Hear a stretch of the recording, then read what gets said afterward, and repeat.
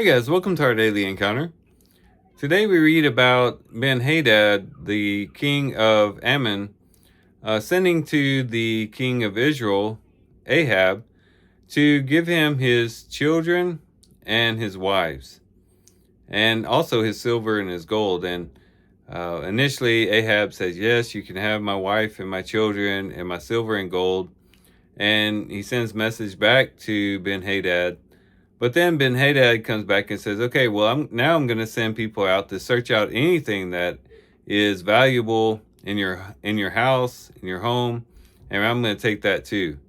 And that's when Ahab says, no, that's enough. And the story goes on from there.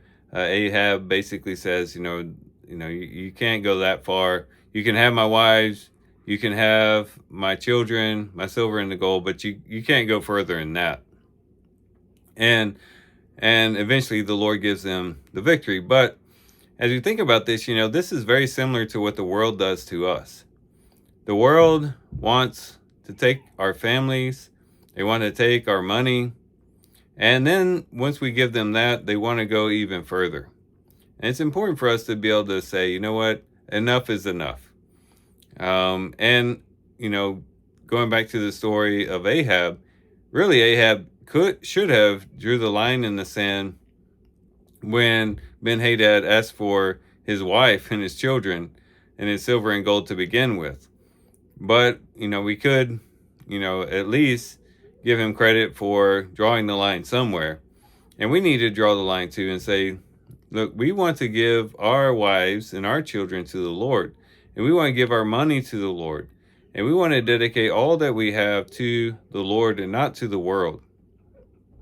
Because if we let it go too far, before we know it, our whole lives will be wrapped up in the world. And the world will overtake us and want to exercise dominion over us.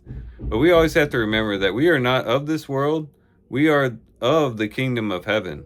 And we are of God. And that He is the one that we should give our wives and our children to. He's the one that we should give our silver and gold to. He's the one that we should give everything that is precious to us to. And dedicate all to Him.